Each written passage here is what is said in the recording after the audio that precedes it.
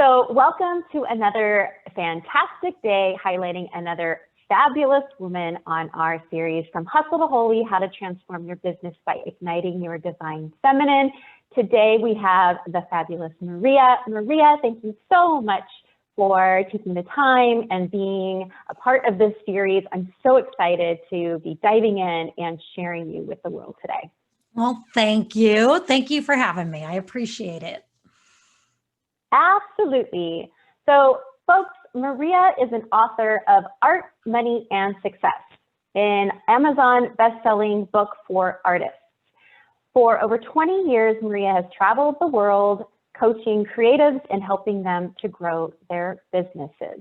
So, really excited to hear about how business, art, and femininity all comes into play. But before we dive into our topic series about the masculine and feminine energies, I want to get to know you just a little bit more. So tell us a little bit about your background, your upbringing. Where did you grow up? Oh boy. Okay. So I grew up in a little tiny cornfield town called Fallston, Maryland, which nobody's ever heard of. And I grew up in a household with 4 sisters. We were very poor.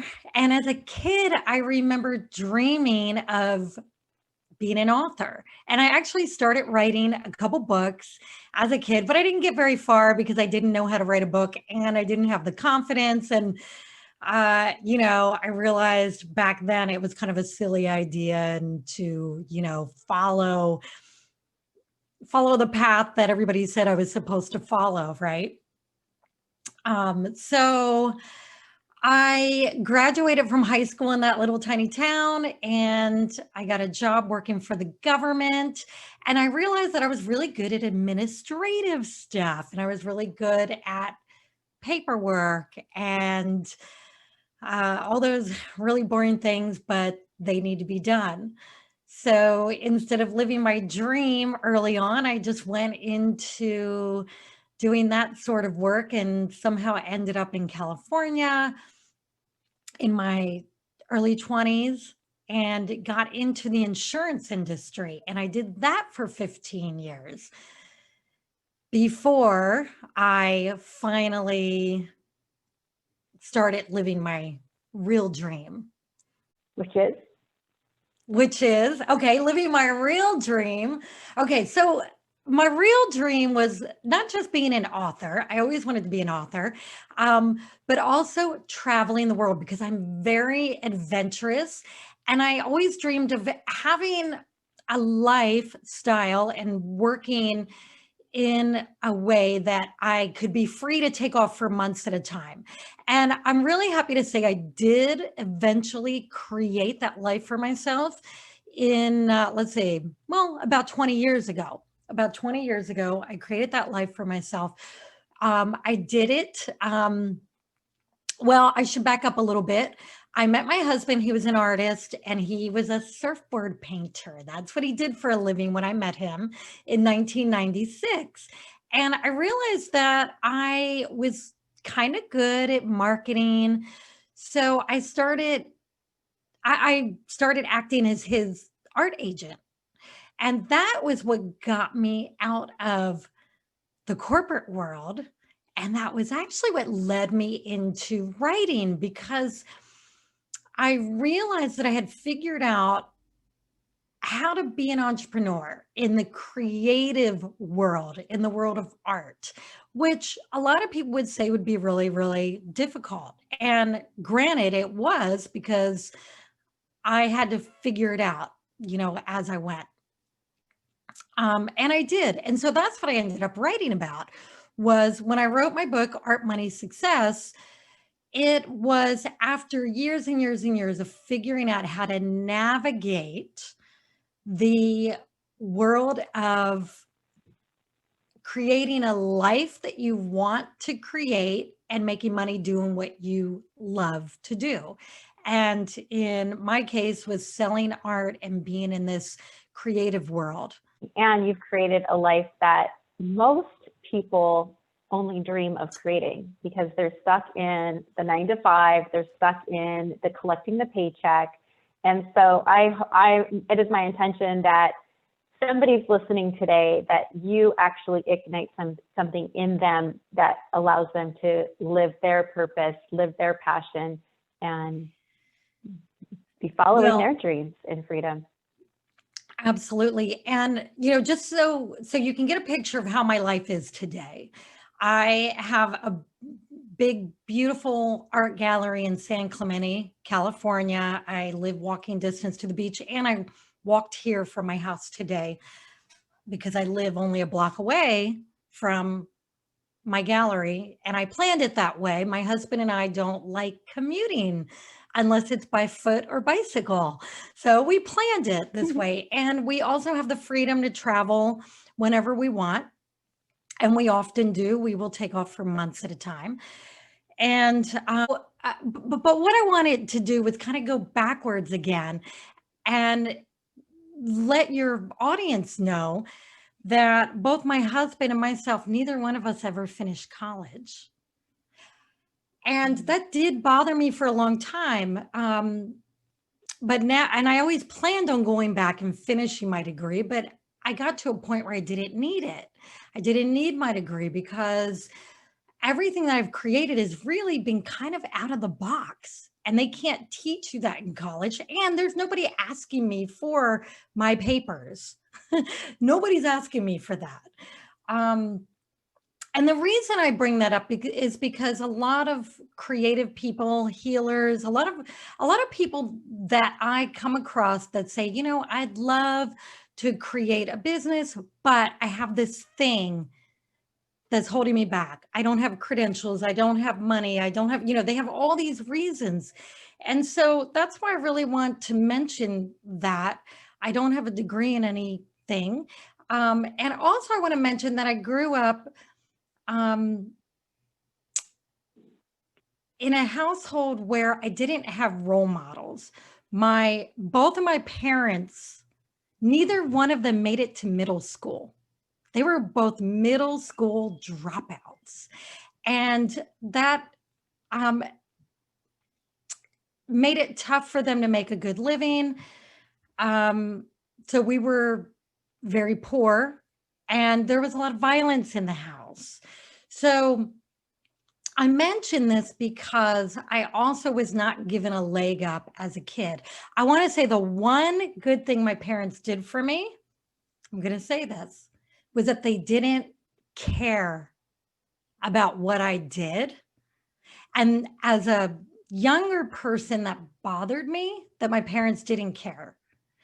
But now, with the wisdom that I have with age, I look back on that and I think that's the best gift they ever gave me, because I was free to think for myself. I was free to figure things out.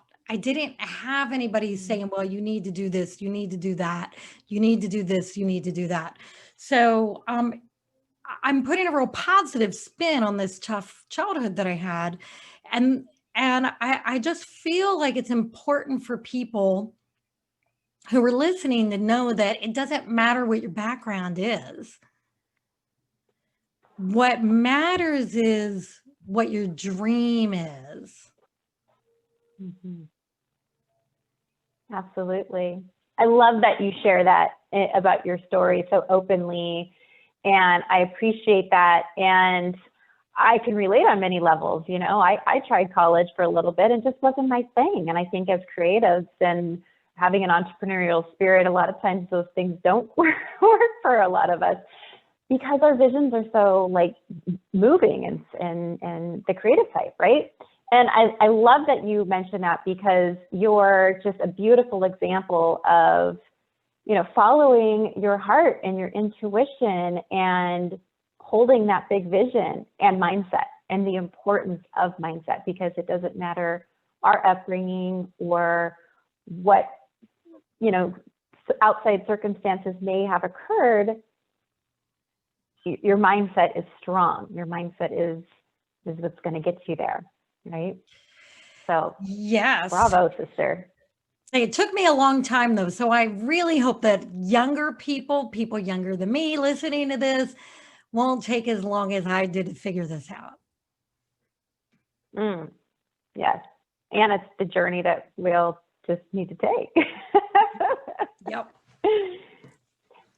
So talking about the masculine and feminine energies, as we know, we have both of them, whatever gender you relate with, we have both the masculine and feminine energies.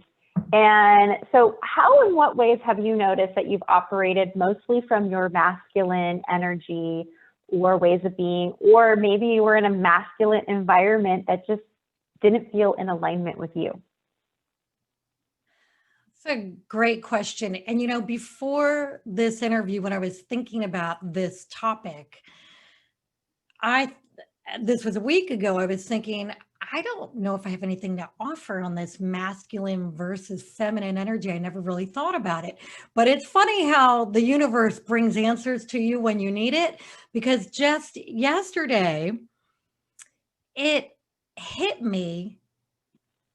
It hit me on how I'm going to answer this question and how it's really relevant. So the man that I married, who I've been married to my husband, Drew, for 20 years, over 20 years, and we've created an amazing life together. He's very masculine, alpha male. He is the kind of guy that if you messed with me, he would, kill you with his bare hands. Okay, I'm exaggerating a little bit, but very alpha male. And so when I think about myself, I do think of myself as feminine, but it hit me yesterday that building this business that I've built, which started with me being my husband's agent and then led into me doing coaching for artists and creative people and writing my books and doing my own thing. I realized that I had to tap into very masculine energy to do a lot of this work.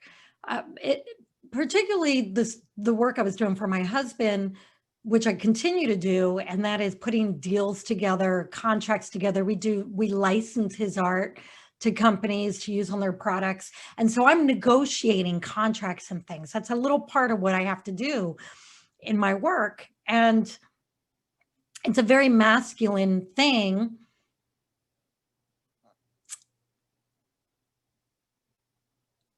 It's a very masculine thing you have to do. However, I have put a little bit of a feminine spin on it because,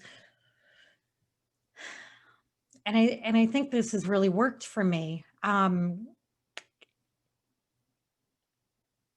me, the masculine energy is like that part of you that it's almost like that part of you that is using the part of your brain where you are, I hate to say the word fighting for a deal or fighting for what you want in a negotiation, right? Just using that as an example. But I also put my feminine energy into it because I will bring love to the table. And I will make a conscious effort to do that before I have a meeting with someone that I think it might be a challenge to work something out where it's a fair deal for both parties. And so before I go into that meeting, I would do a little mini meditation saying, oh, please help me focus on the love that this arrangement that we're working out is going to be a happy, loving outcome for all parties. So I think that's where I know I'm kind of like maybe not answering your question, but this is what came to me. No, it's perfect because we do, running a business it really requires masculine and feminine energies. And a lot of times, because of the structure that we're creating within a business, it's very contract negotiation, very masculine types of energy. You can get really stuck in that. And so I think it's important that you are mentioning bringing in that. So I want to ask you, how do you, in your business, you kind of touched on this a little bit, but how do you as a person, as a woman, how do you make sure that you're continuing to nurture and keep your divine feminine ignited?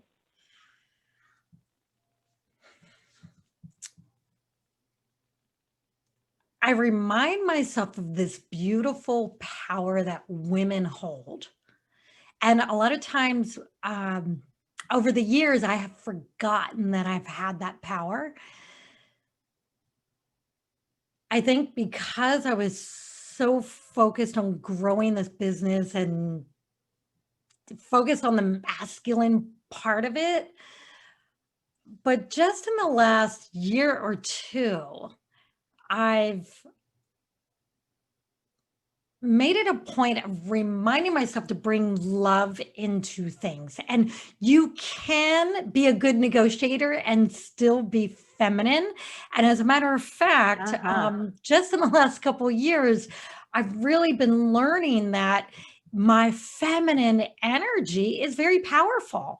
And when you are dealing with men, where a lot of the business deals that I have to do are with men, especially men that are like in New York and New Jersey. Okay, I'm making generalizations now, but like when I'm dealing with the older men, then they have that older, kind of that old-fashioned masculine energy that maybe doesn't completely see women as equal. They try to, but they were raised by like an Archie Bunker type of man, right? So we're still dealing with that. We're still dealing with that in this country, and it's changing slowly, but it's changing. When I'm dealing with that type of personality, what I've learned is, as long as I remain very confident in myself, I am the most powerful person in the room because I'm feminine, because I'm a woman. Because even those men that were raised by misogynistic fathers, right? And there's still a lot of them on this planet.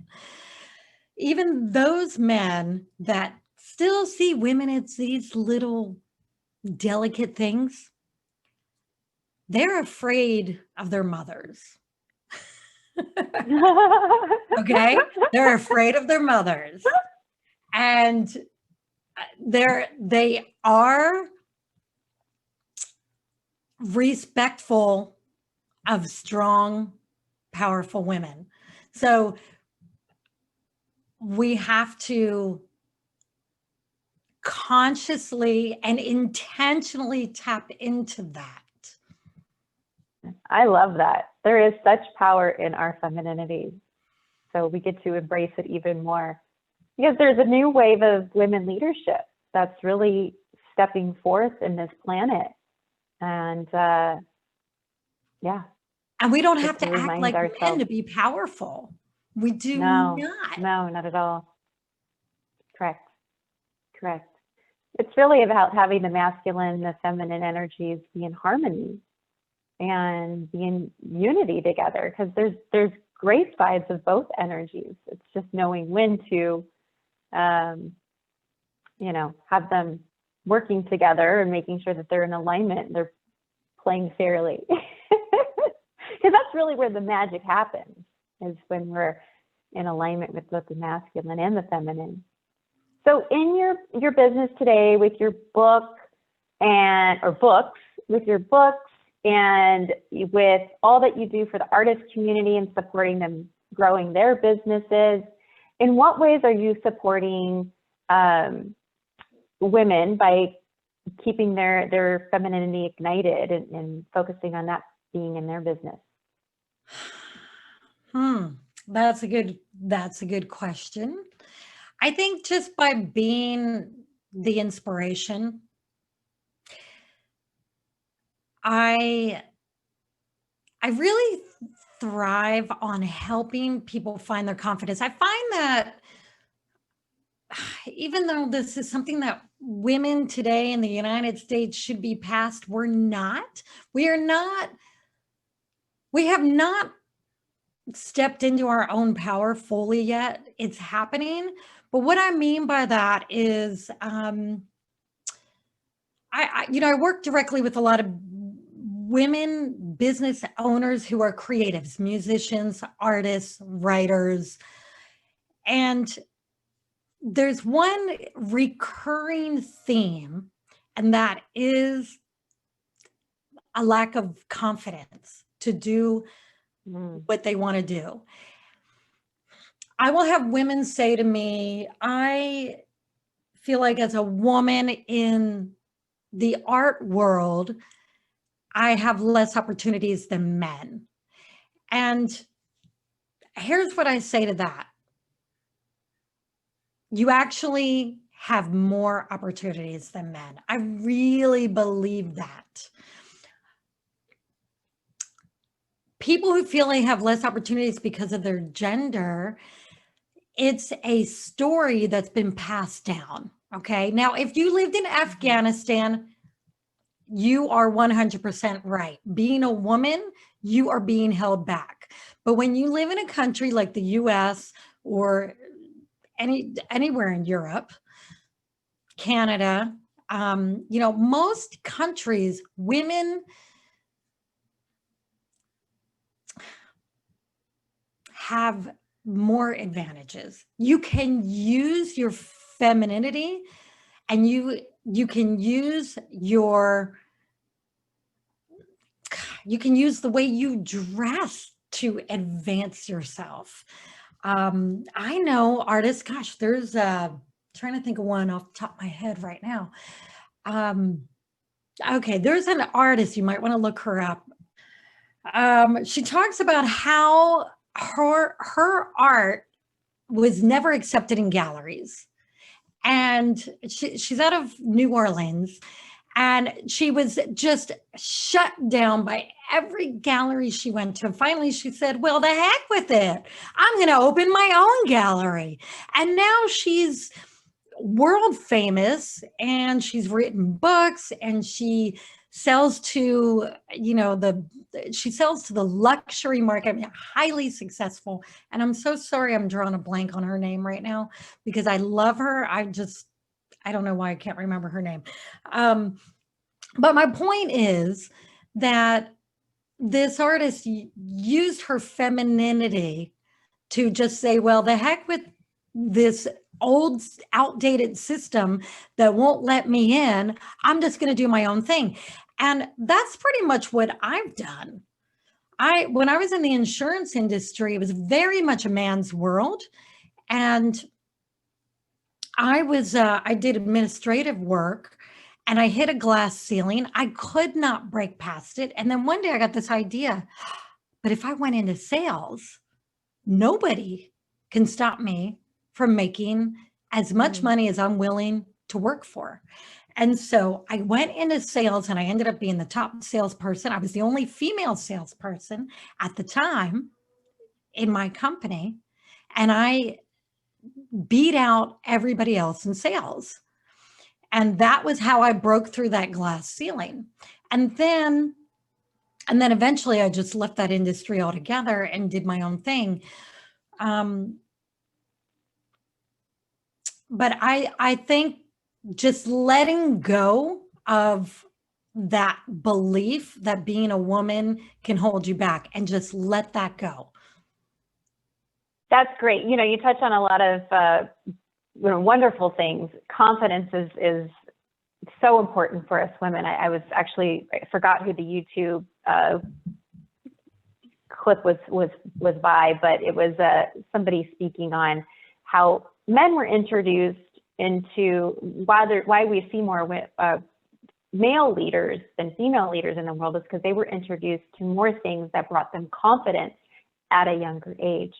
So I think that's so important of that you mentioned that, and then you also mentioned that in your book, right? It's one of those one of the unstuck things is building up your confidence, and you're going to offer that as a gift. Is that right?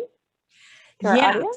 My gift is a book that I wrote called How to Start Your Spiritual Business Today, 5 blocks that have been holding you back and how to release them. It's a quick, easy read, but it will help you get unstuck if you're feeling a little stuck. And one of the chapters is about confidence killers, things that kill your confidence. And another chapter is to inspire you to just start now and learn as you go. That's my gift to your readers. That's great. Thank you so much. This is a generous gift, and I know that it'll be very valuable for a lot of our listeners as they're making a transition from where they're at now to where they want to be, because I know that there's something that's in the way, and they know there's something in the way. And so it's that one thing that's just going to really click for them that's going to take them to the next level. So thank you, Maria. It's been an absolute pleasure having you be featured on our series. So thank you for your time. Thank you for all of your insight and your wisdom. I know that you're an inspiration to a lot of artists and a lot of business owners. And any last final words before we close? Okay, my final word is, if you want to get started doing whatever it is that you do, whether you're a healer, artist, creative endeavor, whatever, just start taking one step towards it today. You don't have to go big. You can just kind of take baby steps, and the path will be revealed to you as you go. I love it. That's so insightful and perfect way to close. Thank you again. Thank you, Maria, and thank you all for joining us on another day of From Hustle to Holy, How to Transform Your Business by Igniting Your Divine Feminine. See you next time. Bye for now. Thank you. Bye.